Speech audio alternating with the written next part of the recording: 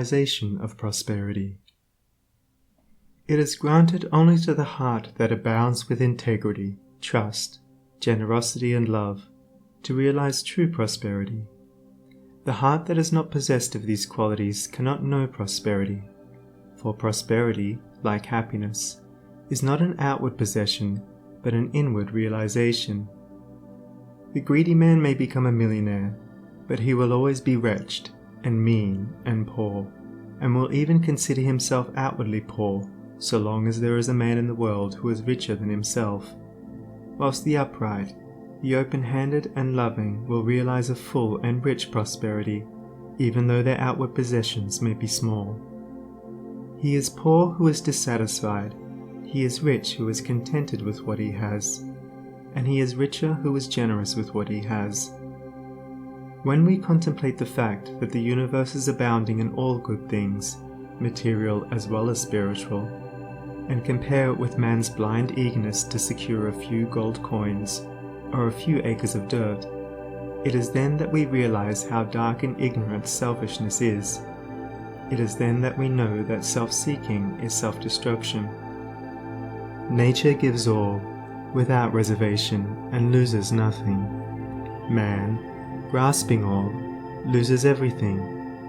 If you would realize true prosperity, do not settle down, as many have done, into the belief that if you do right, everything will go wrong. Do not allow the word competition to shake your faith in the supremacy of righteousness.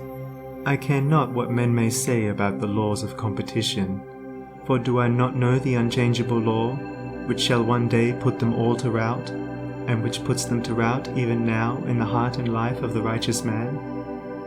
And knowing this law, I can contemplate all dishonesty with undisturbed repose, for I know where certain destruction awaits it. Under all circumstances, do that which you believe to be right, and trust the law.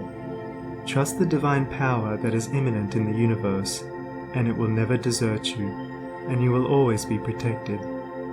By such a trust all your losses will be converted into gains, and all curses which threaten will be transmuted into blessings. Never let go of integrity, generosity, and love, for these, coupled with energy, will lift you into the truly prosperous state. Do not believe the world when it tells you that you must attend to number one first, and to others afterwards. To do this is to not think of others at all, but only of one's own comforts. To those who practice this, the day will come when they will be deserted by all, and when they cry out in their loneliness and anguish, there will be no one to hear and help them. To consider oneself before all others is to cramp and warp and hinder every noble and divine impulse. Let your soul expand, let your heart reach out to others in loving and generous warmth, and great and lasting will be your joy, and all prosperity will come to you. Those who have wandered from the highway of righteousness guard themselves against competition. Those who always pursue the right need not to trouble about such defense. This is no empty statement.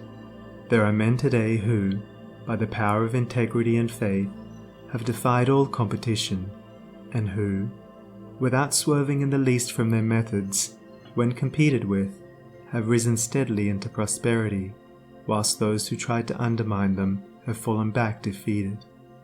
To possess those inward qualities which constitute goodness is to be armored against all the powers of evil, and to be doubly protected in every time of trial. And to build oneself up in those qualities is to build up a success which cannot be shaken, and to enter into a prosperity which will endure forever. The white robe of the heart invisible is stained with sin and sorrow, grief and pain, and all repentant pools and springs of prayer shall not avail to wash it white again. While in the path of ignorance I walk, the stains of error will not cease to cling. Defilements mark the crooked path of self, where anguish lurks and disappointments sting.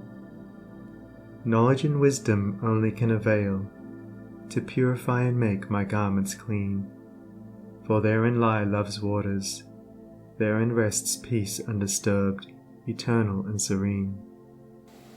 Sin and repentance is the path of pain, knowledge and wisdom is the path of peace. By the near way of practice I will find where bliss begins, and how pains and sorrows cease. Self shall depart, and truth shall take its place. The changeless one, the indivisible, shall take up his abode in me, and cleanse the white robe of the heart invisible.